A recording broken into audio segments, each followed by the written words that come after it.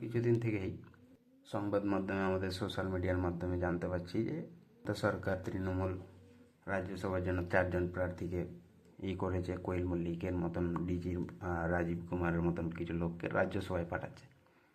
আজকে ওই ব্যাপারেই কথা বলবো যে রাজ্যসভার ইলেকশনটা হয় কিভাবে। তো প্রথমে জানি যে রাজ্যসভা আমরা কি, লোকসভার মধ্যে একটা হাউস, এই রাজ্যসভাকে আমরা সেকেন্ডারি হাউস হিসেবে জানি। লোকসভাতে আমরা কি করি, 543 জনকে চুজ করি গোটা ভারতবর্ষ জুড়ে। রাজ্যসভাতে টোটাল এই বর্তমানে 245টা সিট রয়েছে, ঠিক। 250 অব্দি যেতে পারে, কিন্তু বর্তমানে 245টা আছে। এই 245-এর মধ্যে 233টা হয় ইলেক্টেড আর 12টা হয় নমিনেটেড। হ্যাঁ, এই 233টা কী করি যে আমাদের বিভিন্ন রাজ্য থেকে নেওয়া হয়, মানে রাজনৈতিক দলগুলো তাদের প্রতিনিধি হিসেবে পাঠায়।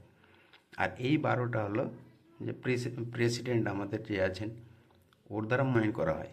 যে ওটার জন্য 4টা ফিল্ড আছে, যেমন 4টা ফিল্ড বলতে আর্ট, লিটারেচার, সোশ্যাল সার্ভিস আর সায়েন্স। এই 4টা ব্যাকগ্রাউন্ড থেকে লোক যারা আছে তাদেরকে নেওয়া হয়। যেমন সচিন টেন্ডুলকার গেছিল, সোশ্যাল সার্ভিস ক্যাটাগরিতে ওকে নেওয়া হয়েছিল আর কি। ভোট প্রক্রিয়াতে আসে বর্তমানে 233-এর মধ্যে পপুলেশন হিসেবে, জনসংখ্যার ভিত্তিতে, যেমন জনসংখ্যার ভিত্তিতে উত্তরপ্রদেশ সব থেকে বেশি জনসংখ্যা, সেই হিসেবে ওখানে বেশি প্রতিনিধিত্ব দেওয়া হয়েছে, যে ওখান থেকে বেশি রাজ্যসভার এমপি উঠে আসবে আর কি। ইউপিতে দেওয়া আছে কতজন, 31 জন, যে ওখান থেকে 31 জন এমপি হবে। সেরকমভাবেই আমাদের ওয়েস্ট বেঙ্গলে আছে 16 জন। এই 16 জনের মধ্যে 5টা সিট ভ্যাকান্ট হলো। কে কে ভ্যাকান্ট হলো? ঋতব্রত ব্যানার্জি, ব্রত বক্সি, মৌসুম বেঞ্জির, জিবি বিকাশ ভট্টাচার্য, সাকেত গোখলে, এরা 5 জন ভ্যাকান্ট হয়েছে। তাহলে এখন তো আবার 5 জন লাগবে। এই 5 জন করার জন্য এখন প্রসেস চলবে। এই 5 জনের মধ্যে ইতিমধ্যে তৃণমূল 4 জনের নাম ঘোষণা করে দিয়েছে। কে কে? একটা হলো ডিজিপি কোয়েল মল্লিক, বাবুল সুপ্রিয়, গুরুস্বামী। প্রশ্ন হলো যে এই 5 জনের অপোজিটে এই 5টা ভ্যাকান্সির জন্য তো সব রাজনৈতিক দলগুলো বলবে যে আমি দেবো।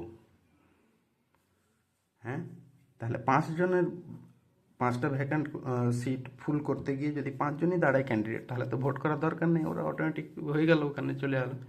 কিন্তু এর প্রশ্ন হলো যে 5 জনের জায়গায় যদি দাঁড়িয়ে যায়, 9 জন দাঁড়িয়ে যায়, তখন কিভাবে সিটটা ফুল করা হবে?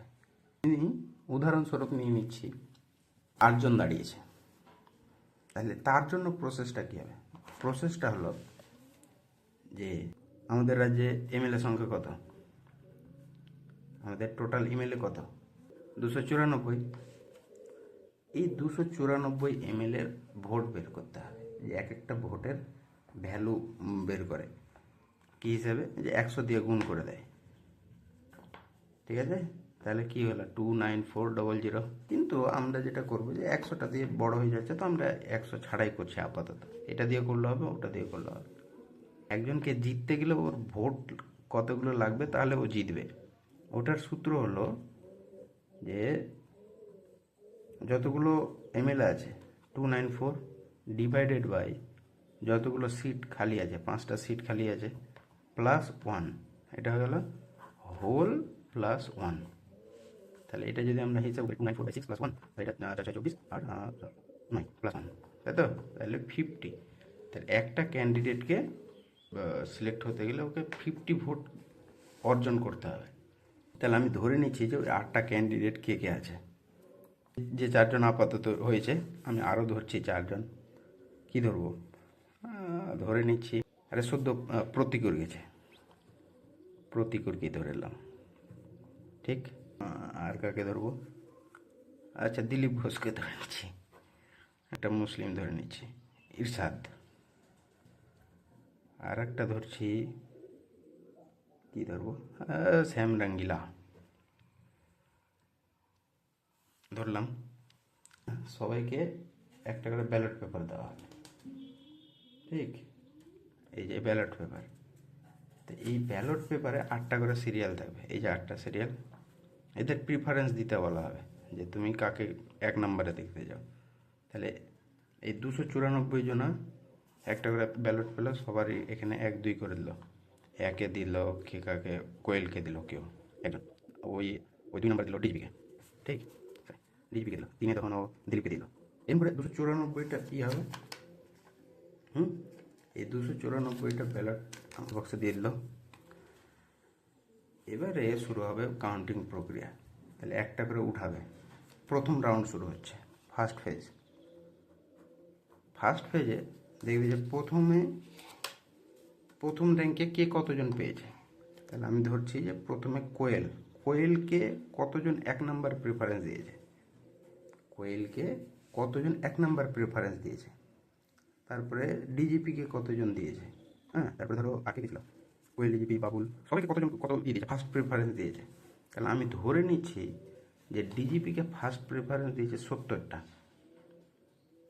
কোয়েলকে আমি দিয়েছি ধরো টোটাল 294, কিন্তু এই 294 জনের মধ্যে 70 জন এরকম আছে যে ডিজিপিকে কী করেছে 1 নাম্বার চয়েস করেছে, এই আগে যাক। আর 35 জন এরকম আছে যে কোয়েলকে বলেছে যে 1 নাম্বার দিয়েছে। বাবুলকে দিয়েছে 53 জন, মেনকাকে দিয়েছে 45, প্রতীকুর রহমানকে দিয়েছে ধরলাম 14 জন, দিলীপকে দিয়েছে 50, শ্যাম রেঙ্গলেকে ধরলাম। একজনকে জেতার জন্য 50টা ভোটের দরকার। তাহলে আমি এখানে দেখতে পাচ্ছি যে ডিজিপি 50টার বেশি পেয়ে গেছে, তাহলে এই জিতে গেল। আর একটা দেখছি এই যে বাবুল সুপ্রিয়, এও দেখছি 53 পেয়েছে, তাহলে এও জিতে গেল।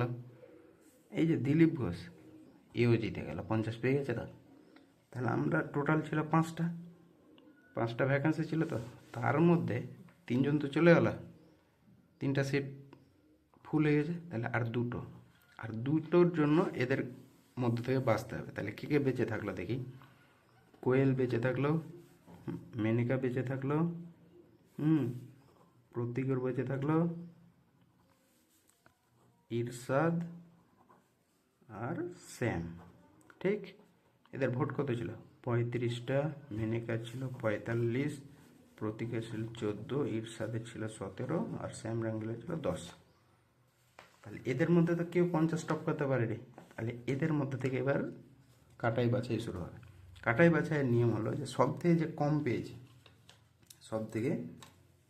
পেয়েছে তাকে বলবে ভাই তু रहने दे, तुझसे না हो पाएगा। তাহলে আমরা দেখতে পাচ্ছি এই যে শ্যাম, এই বাদ চলে গেল, যে তোকে আর নেওয়া হবে না। বাদ চলে গেল, তো বললো ঠিক আছে তুই বাদ যা, কিন্তু তোর ভোটগুলো দিয়ে যা।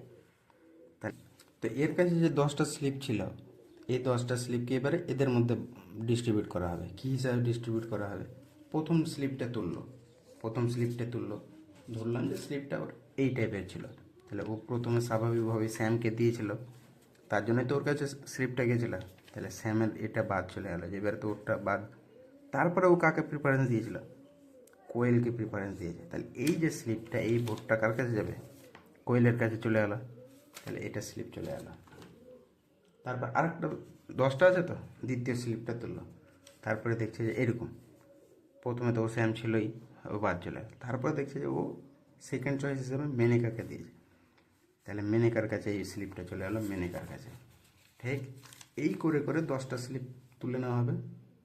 ধরে নিচ্ছি যে এই 10টার মধ্যে কোয়েলের কাছে মোটামুটি কোয়েলের কাছে একটা গেল, মেনেকার কাছে একটা গেল, আর প্রতিকুরের কাছে, তাহলে বাকিটা ওর কাছে চলে গেলো, প্রতিকুরের কাছে। তাহলে বাকি 8টা। তাহলে টোটাল এখন এর কাছে গেলো 36, এর কাছে গেলো 46, এর কাছে গেলো 12, এর কাছে গেলো 17। ঠিক। তারপরে কি করবে, আবার দেখছে যে এখনও তো 50-এর গন্ডি পেরোচ্ছে না, এখনও চুজ করা গেল না। এবারে শুরু করবে, আবার বলবে যে যে লোয়েস্ট, যে ভাই তুঝসে না হো পা রা তু যা। ইরশাদ 17 আছে, সব থেকে কম, একে ভাগিয়ে দিলাম। ঠিক, ভাগিয়ে দিয়ে বলবে যে তোর ভোটগুলো দে। এই 17টা ভোটকে আবার স্লিপগুলো তুলবে, যে হ্যাঁ কোয়েলকে কে চয়েস করেছে, তারপর মেনিকাকে কে চয়েস করেছে, প্রতিকুরকে কে চয়েস করেছে। আমি ধরে নিচ্ছি যে কোয়েলকে করেছে 8টা, একে করেছে 4টা, আর এখানে তাহলে 17টা। তাহলে এখানে আমি 8 4 12 5 5 চলে গেল। তাহলে এর কাছে ভোট কত হয়ে গেল 44, এর কাছে হয়ে গেল 50 আর এর কাছে হয়ে গেল 27। তাহলে স্বাভাবিকভাবে এবার দেখছি যে এর কাছে 50 হয়ে গেছে, তাহলে মেনিকার সিলেক্ট হয়ে গেল। একই রকমভাবে কোয়েল আর প্রতীকও দাঁড়িয়ে থাকলে তাহলে কে সিলেক্ট হয়ে যাবে। এখন কোয়েল আর প্রতীকের মধ্যে কে সিলেক্ট হয়ে যাবে, এর কাছে আছে 44 27, আবার এর ভোট এর কাছে ট্রান্সফার হয়ে যাবে যেরকমভাবে হলো, দিয়ে আবার কোয়েল সিলেক্ট হয়ে যাবে। এই ছিল পুরো প্রক্রিয়া।